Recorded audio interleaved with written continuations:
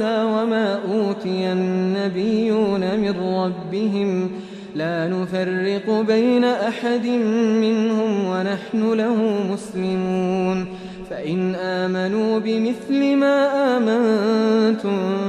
به فقد اهتدوا وإن تولوا فإنما هم في شقاق فسيكفيكهم الله وهو السميع العليم صبغة الله ومن أحسن من الله صبغة ونحن له عابدون قل أتحاجوننا في الله وهو ربنا وربكم ولنا أعمالنا ولكم أعمالكم ونحن له مخلصون أم تقولون إن إبراهيم وإسماعيل وإسحاق ويعقوب والأسباط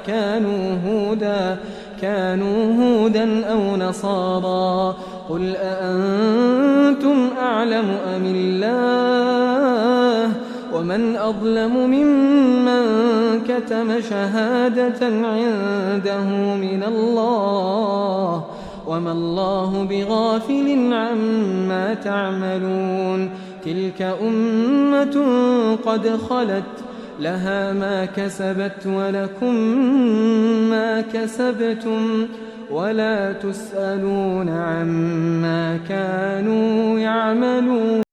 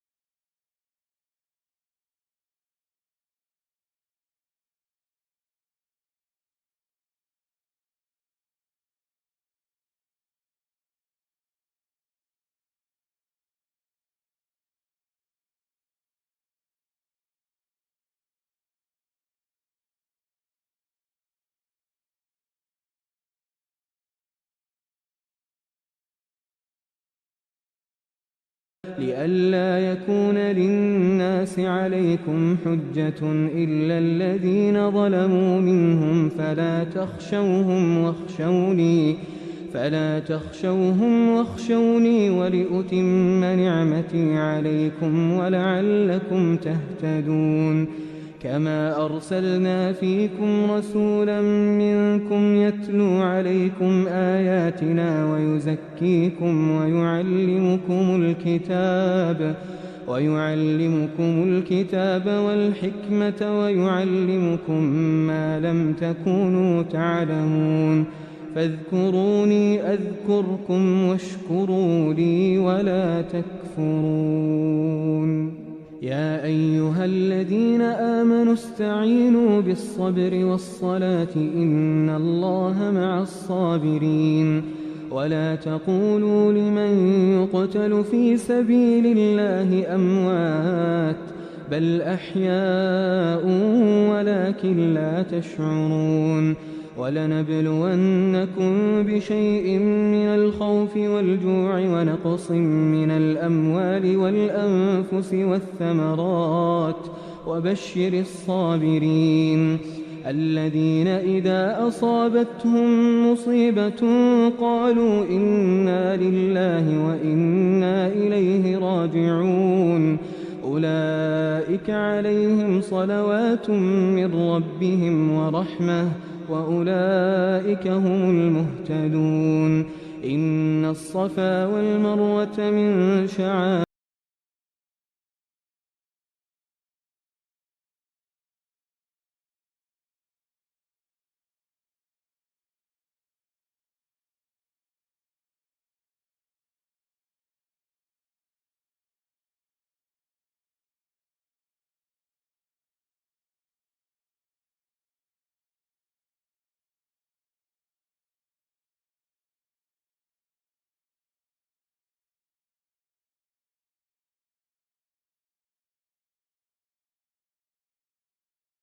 إلا الذين تابوا وأصلحوا وبينوا فأولئك أتوب عليهم وأنا التواب الرحيم إن الذين كفروا وماتوا وهم كفار أولئك عليهم لعنة الله والملائكة والناس أجمعين خالدين فيها لا يخفف عنهم العذاب ولا هم ينظرون وإلهكم إله واحد لا إله إلا هو الرحمن الرحيم إن في خلق السماوات والأرض واختلاف الليل والنهار والفلك التي تجري في البحر بما ينفع الناس وما أنزل الله من السماء من ماء فأحيا به الأرض بعد موتها وبث فيها من كل دابة وتصريف الرياح والسحاب المسخر بين السماء والأرض لآيات لقوم يعقلون ومن الناس من يتخذ من دون الله أندادا يحبونهم كحب الله والذين آمنوا أشد حبا لله ولو يرى الذين ظلموا إذ يرون العذاب أن القوة لله جميعا وأن الله شديد العذاب إذ تبرأ الذين اتبعوا من الذين اتبعوا ورأوا العذاب وتقطعت بهم الأسباب وقال الذين اتبعوا لو أن لنا كرة فنتبرأ منهم كما تبرؤوا منا كذلك يريهم الله أعمالهم حسرات عليهم وما هم بخارجين من النار يا أيها الناس كلوا مما في الأرض حلالا طيبا ولا تتبعوا خطوات الشيطان إنه لكم عدو مبين إنما يأمركم بالسوء والفحشاء وأن تقولوا على الله ما لا تعلمون وإذا قيل لهم اتبعوا ما أنزل الله قالوا بل نتبع ما ألفينا عليه آباءنا أولو كان آباؤهم لا يعقلون شيئا ولا يهتدون ومثل الذين كفروا كمثل الذي ينعق بما لا يسمع إلا دعاء ونداء صم بكم عمي فهم لا يعقلون يا أيها الذين آمنوا كلوا من طيبات ما رزقناكم واشكروا لله إن كنتم إياه تعبدون إنما حرم عليكم الميتة والدم ولحم الخنزير وما أهل به لغير الله فمن اضطر غير باغ ولا عاد فلا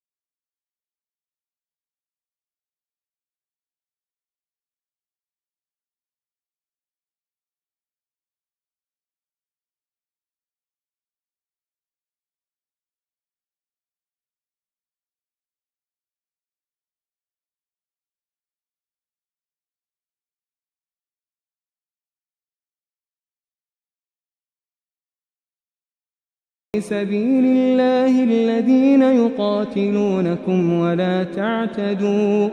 إن الله لا يحب المعتدين وقتلوهم حيث ثقفتموهم وأخرجوهم من حيث أخرجوكم والفتنة أشد من القتل ولا تقاتلوهم عند المسجد الحرام حتى يقاتلوكم فيه فإن قاتلوكم فاقتلوهم كذلك جزاء الكافرين فإن انتهوا فإن الله غفور رحيم وقاتلوهم حتى لا تكون فتنة ويكون الدين لله فإن انتهوا فلا عدوان إلا على الظالمين الشهر الحرام بالشهر الحرام والحرمات قصاص فمن اعتدى عليكم فاعتدوا عليه بمثل ما اعتدى عليكم واتقوا الله واعلموا أن الله مع المتقين وأنفقوا في سبيل الله ولا تلقوا بأيديكم إلى التهلكة وأحسنوا إن الله يحب المحسنين وأتموا الحج والعمرة لله فإن أحصرتم فما استيسر من الهدي ولا تحلقوا رؤوسكم حتى يبلغ الهدي محله فمن كان منكم مريضا أو به أذى من رأسه ففدية من صيام أو صدقة أو نسك فإذا أمنتم فمن تمتع بالعمرة إلى الحج فما استيسر من الهدي فمن لم يجد فصيام 3 أيام في الحج وسبعة إذا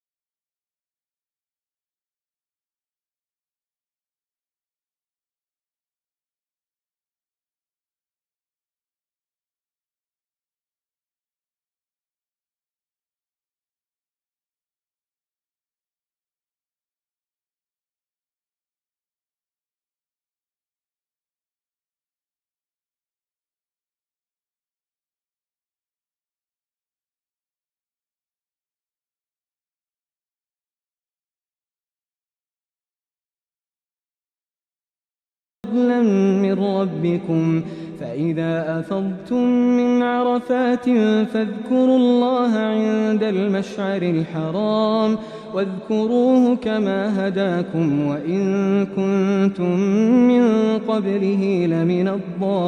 الضالين ثم أفيضوا من حيث أفاض الناس واستغفروا الله إن الله غفور رحيم فإذا قضيتم مناسككم فاذكروا الله كذكركم آباءكم أو أشد ذكرا فمن الناس من يقول ربنا آتنا في الدنيا وما له في الآخرة من خلاق ومنهم من يقول ربنا آتنا في الدنيا حسنة وفي الآخرة حسنة وقنا عذاب النار أولئك لهم نصيب مما كسبوا والله سريع الحساب واذكروا الله في أيام معدودات فمن تعجل في يومين فلا إثم عليه ومن تأخر فلا إثم عليه لمن اتقى واتقوا الله واعلموا أنكم إليه تحشرون ومن الناس من يعجبك قوله في الحياة الدنيا ويشهد الله على ما في قلبه وهو ألد الخصام وإذا تولى سعى في الأرض ليفسد فيها ويهلك الحرث والنسل والله لا يحب الفساد وإذا قيل له اتق الله أخذته العزة بالإثم فحسبه جهنم ولبئس المهاد. ومن الناس من يشري نفسه ابتغاء مرضات الله والله رءوف بالعباد. يا أيها الذين آمنوا ادخلوا في السلم كافة ولا تتبعوا خطوات الشيطان إنه لكم عدو مبين. فإن زللتم من بعد ما جاءتكم البينات فاعلموا أن الله عزيز حكيم. هل ينظرون إلا أن يأتيهم الله في ظلل من الغمام والملائكة وقضي الأمر وإلى الله ترجع الأمور. سل بني إسرائيل كم آتيناهم من آية بينة ومن يبدل نعمة الله من بعد ما جاءته فإن الله شديد العقاب. زين للذين كفروا الحياة الدنيا ويسخرون من الذين آمنوا والذين اتقوا فوقهم يوم القيامة والله يرزق من يشاء بغير حساب. كان الناس أمة واحدة فبعث الله النبيين مبشرين ومنذرين وأنزل معهم الكتاب بالحق ليحكم بين الناس فيما اختلفوا فيه وما اختلف فيه إلا الذين أوتوه من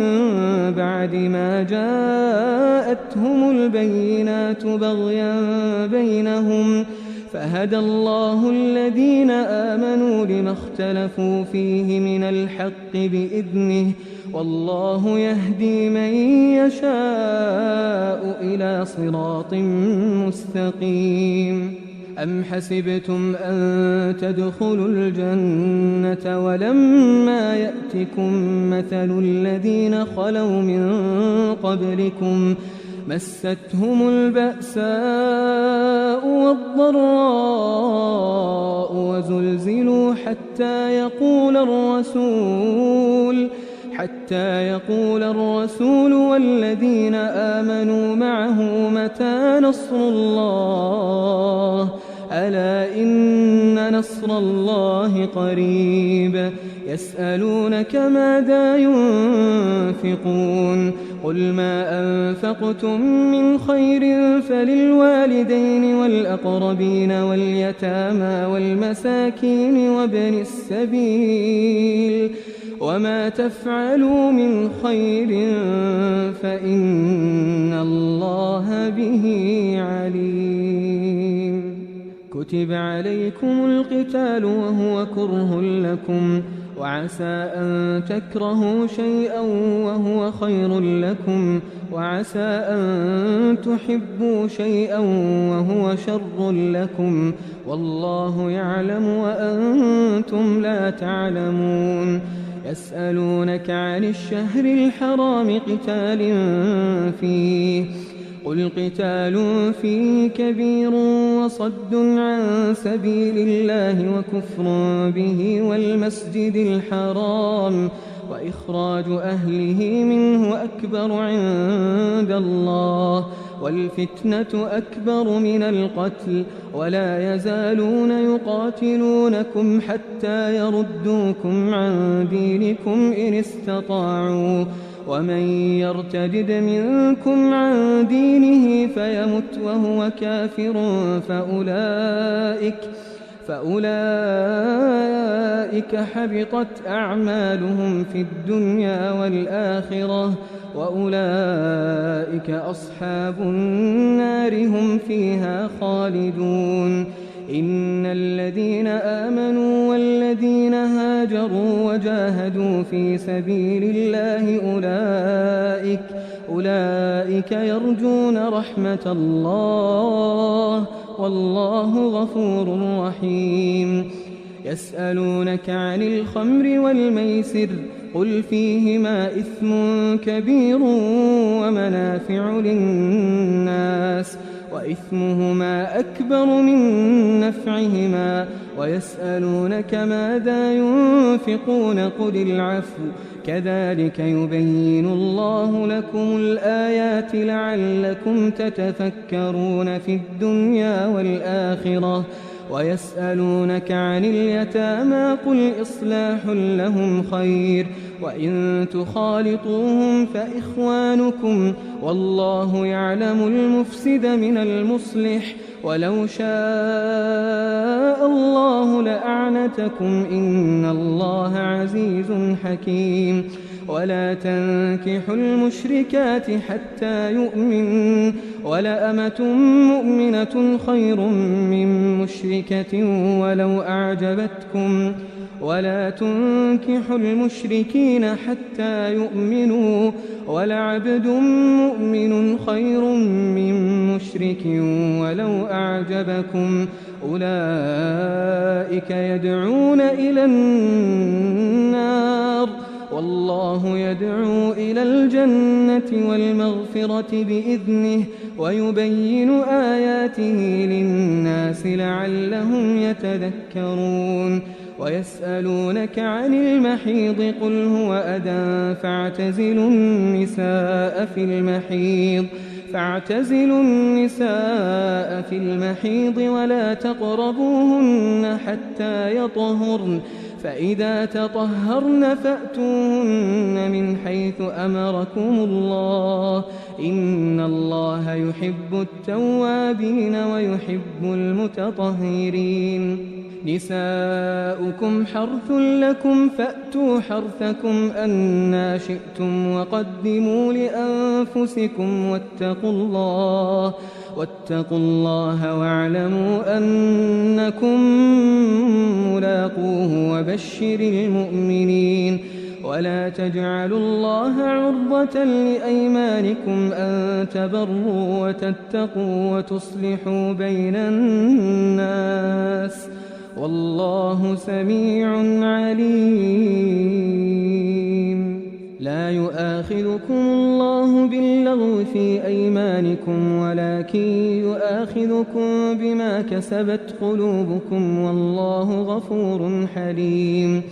للذين يؤلون من نسائهم تربص 4 أشهر فإن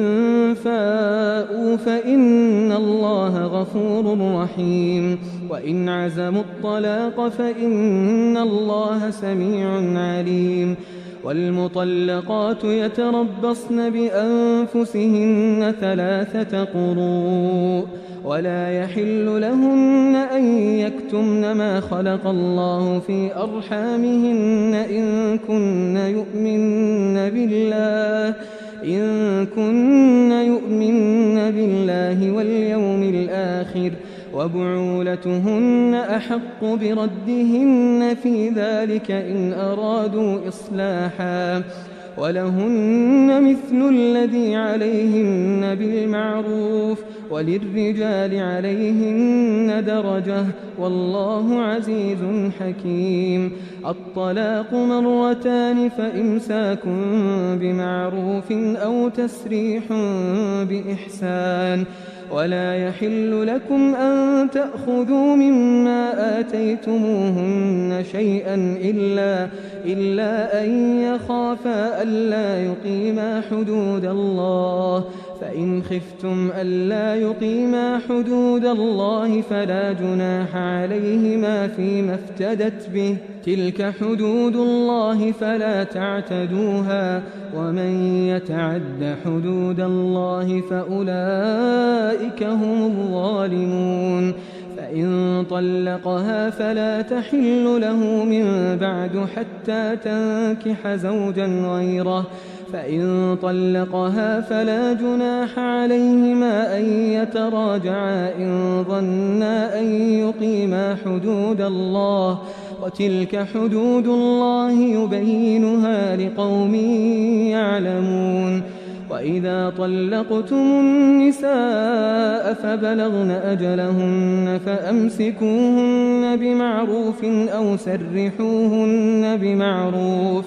ولا تمسكوهن ضرارا لتعتدوا ومن يفعل ذلك فقد ظلم نفسه ولا تتخذوا آيات الله هزوا واذكروا نعمة الله عليكم وما أنزل عليكم من الكتاب والحكمة يعظكم به واتقوا الله واعلموا أن الله بكل شيء عليم وإذا طلقتم النساء فبلغن أجلهن فلا تعضلوهن أن ينكحن أزواجهن إذا تراضوا بينهم بالمعروف ذلك يوعظ به من كان منكم يؤمن بالله واليوم الآخر ذلكم أزكى لكم وأطهر والله يعلم وأنتم لا تعلمون والوالدات يرضعن أولادهن حولين كاملين لمن أراد أن يتم الرضاعة وعلى المولود له رزقهن وكسوتهن بالمعروف لا تكلف نفس إلا وسعها لا تضار والدة بولدها ولا مولود له بولده وعلى الوارث مثل ذلك فإن أرادا فصالا عن تراض منهما وتشاور فلا جناح عليهما وإن أردتم أن تسترضعوا أولادكم فلا جناح عليكم إذا سلمتم ما آتيتم بالمعروف واتقوا الله واعلموا أن الله بما تعملون بصير والذين يتوفون منكم ويذرون أزواجا يتربصن بأنفسهن 4 أشهر وعشرا فإذا بلغن أجلهن فلا جناح عليكم فيما فعلن في أنفسهن بالمعروف والله بما تعملون خبير ولا جناح عليكم فيما عرضتم به من خطبة النساء أو أكننتم في أنفسكم علم الله أنكم ستذكرونهن ولكن لا تواعدوهن سرا إلا أن تقولوا قولا معروفا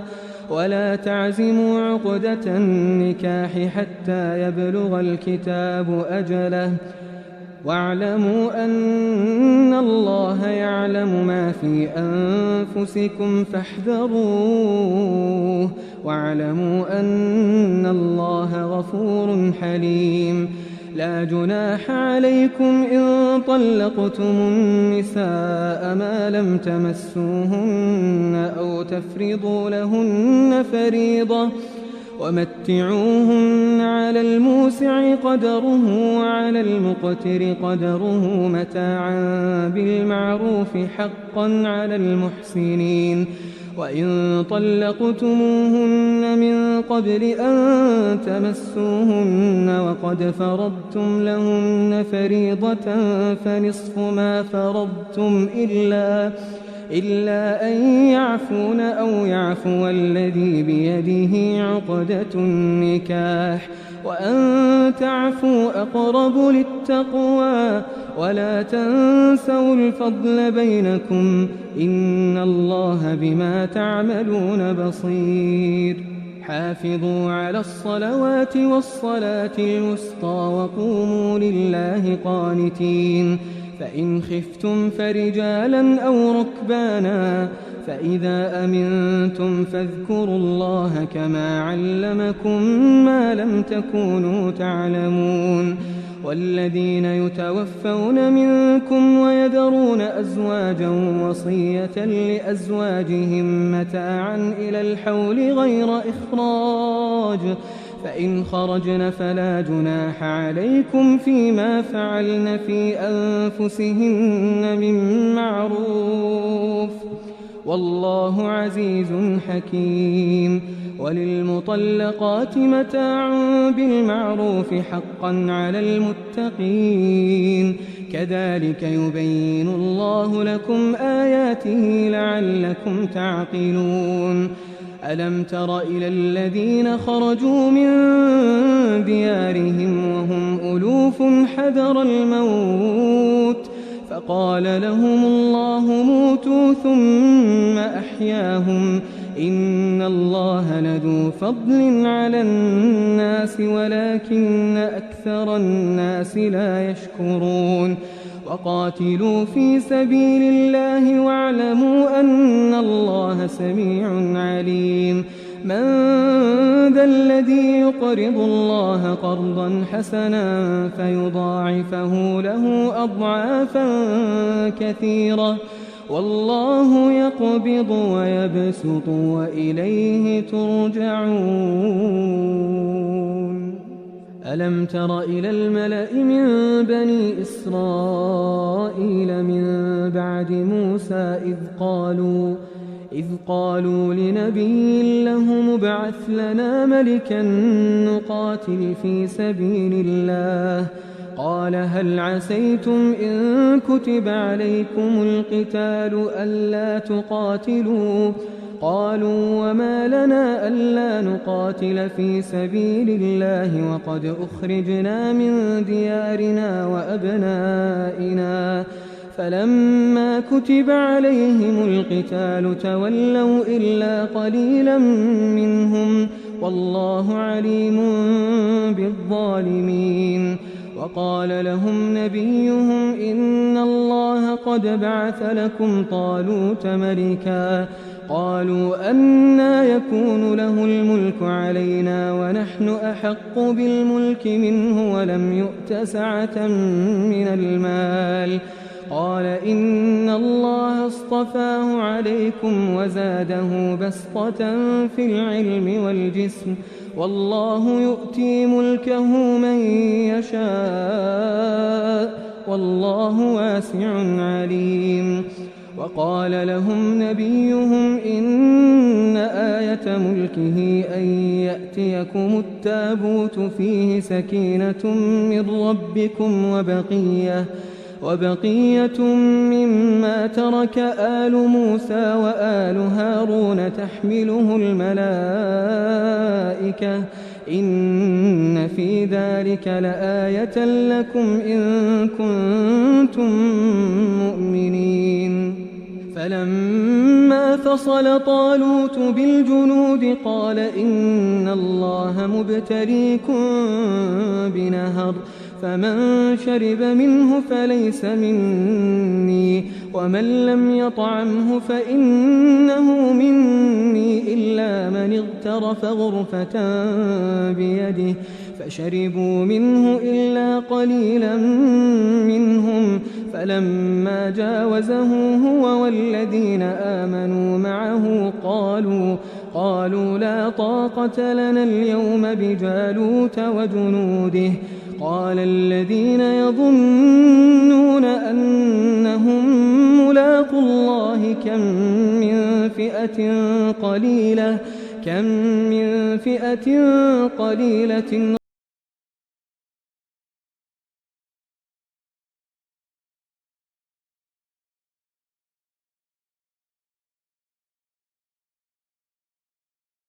قالوا ربنا أفرغ علينا صبرا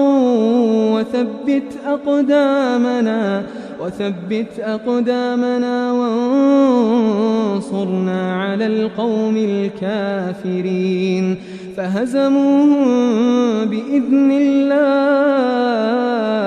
وقتل داود جالوت، وآتاه الله الملك والحكمة وعلمه مما يشاء، ولولا دفع الله الناس بعضهم ببعض لفسدت الأرض ولكن الله ذو فضل على العالمين. تلك آيات الله نتلوها عليك بالحق وإنك لمن المرسلين. تلك الرسل فضلنا بعضهم على بعض منهم من كلم الله ورفع بعضهم درجات وآتينا عيسى ابن مريم البينات وأيدناه بروح القدس ولو شاء الله ما اقتتل الذين من بعدهم من بعد ما جاءتهم البينات ولكن اختلفوا فمنهم من آمن ومنهم من كفر ولو شاء الله ما اقتتلوا ولكن الله يفعل ما يريد. يا أيها الذين آمنوا أنفقوا مما رزقناكم من قبل أن يأتي يوم لا بيع فيه ولا خلة ولا شفاعة والكافرون هم الظالمون. الله لا إله إلا هو الحي القيوم لا تأخذه سنة ولا نوم له ما في السماوات وما في الأرض. من ذا الذي يشفع عنده إلا بإذنه يعلم ما بين أيديهم وما خلفهم ولا يحيطون بشيء من علمه إلا بما شاء وسع كرسيه السماوات والأرض ولا يؤوده حفظهما وهو العلي العظيم. لا إكراه في الدين قد تبين الرشد من الغي فمن يكفر بالطاغوت ويؤمن بالله فقد استمسك بالعروة الوثقى لا انفصام لها والله سميع عليم. الله ولي الذين آمنوا يخرجهم من الظلمات إلى النور والذين كفروا أولياؤهم الطاغوت يخرجونهم من النور إلى الظلمات أولئك أصحاب النار هم فيها خالدون. ألم تر إلى الذي حاج إبراهيم في ربه أن آتاه الله الملك إذ قال إبراهيم ربي الذي يحيي ويميت قال أنا أحيي وأميت قال إبراهيم فإن الله يأتي بالشمس من المشرق فأت بها من المغرب فبهت الذي كفر والله لا يهدي القوم الظالمين. أو كالذي مر على قرية وهي خاوية على عروشها قال أنى يحيي هذه الله بعد موتها فأماته الله 100 عام ثم بعثه قال كم لبثت قال لبثت يوما أو بعض يوم قال بل لبثت 100 عام فانظر إلى طعامك وشرابك لم يتسنه وانظر إلى حمارك ولنجعلك آية للناس وانظر إلى العظام كيف ننشزها ثم نكسوها لحما فلما تبين له قال أعلم أن الله على كل شيء قدير. وإذ قال إبراهيم رب أرني كيف تحيي الموتى قال أولم تؤمن قال بلى ولكن ليطمئن قلبي قال فخذ 4 من الطير فصرهن إليك ثم اجعل على كل جبل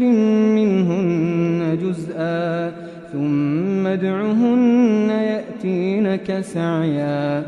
واعلم أن الله عزيز حكيم. مثل الذين ينفقون أموالهم في سبيل الله كمثل حبة أنبتت 7 سنابل في كل سنبلة 100 حبة والله يضاعف لمن يشاء والله واسع عليم. الذين ينفقون أموالهم في سبيل الله ثم لا يتبعون ما أنفقوا منا ولا أذى لهم أجرهم عند ربهم ولا خوف عليهم ولا هم يحزنون. قول معروف ومغفرة خير من صدقة يتبعها أذى والله غني حليم. يا أيها الذين آمنوا لا تبطلوا صدقاتكم بالمن والأذى كالذي ينفق ماله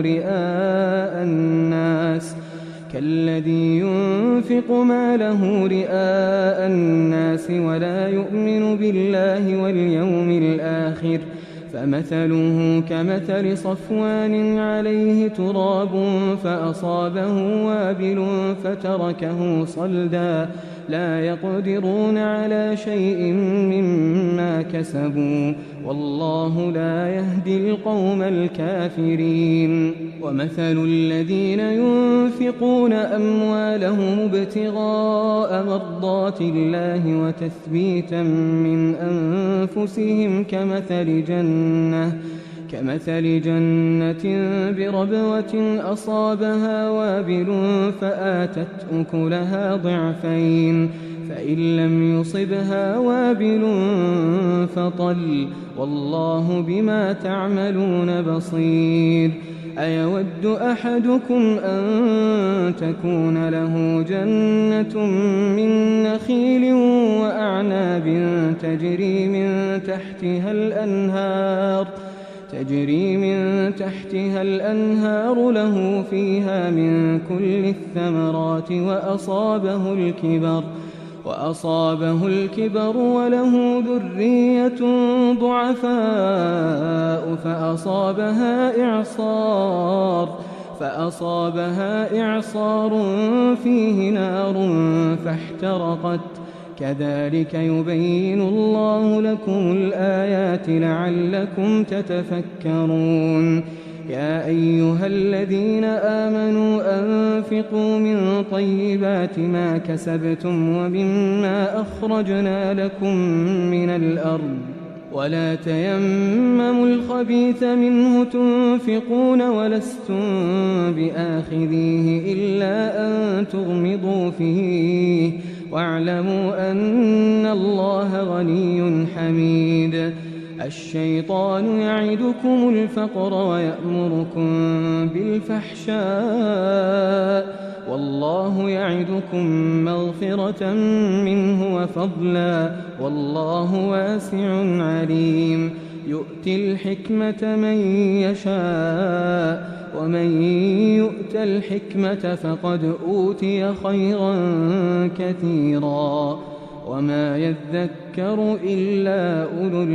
الألباب. وما أنفقتم من نفقة أو نذرتم من نذر فإن الله يعلمه وما للظالمين من أنصار. إن تبدوا الصدقات فنعما هي وإن تخفوها وتؤتوها الفقراء فهو خير لكم ويكفر عنكم من سيئاتكم والله بما تعملون خبير. ليس عليك هداهم ولكن الله يهدي من يشاء وما تنفقوا من خير فلأنفسكم وما تنفقون إلا ابتغاء وجه الله وما تنفقوا من خير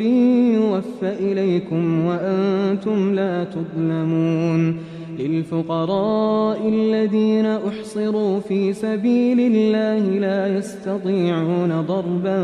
في الأرض يحسبهم الجاهل أغنياء من التعفف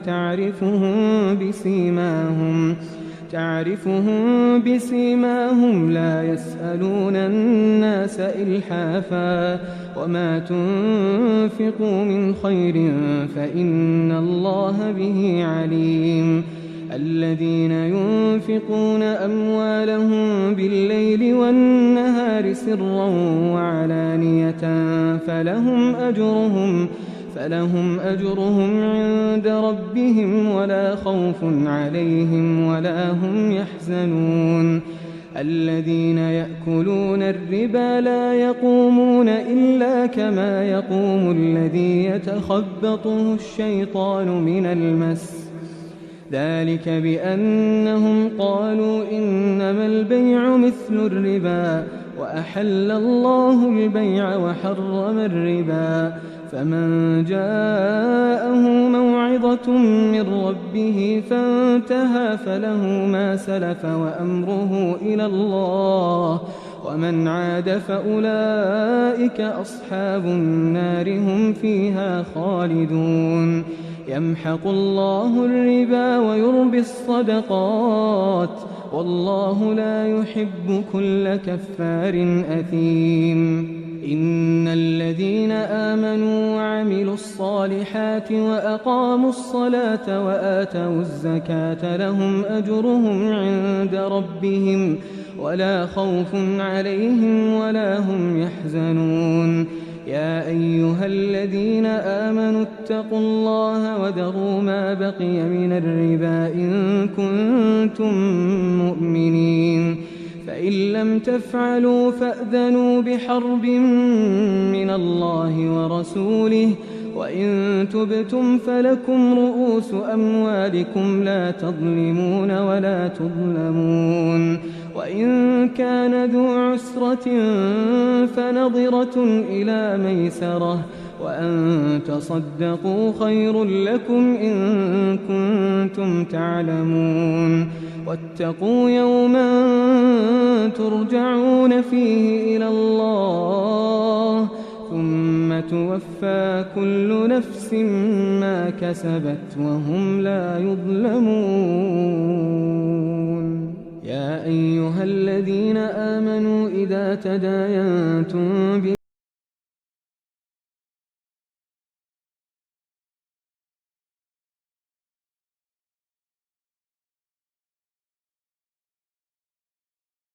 أن يكتب كما علمه الله فليكتب وليملل الذي عليه الحق وليتق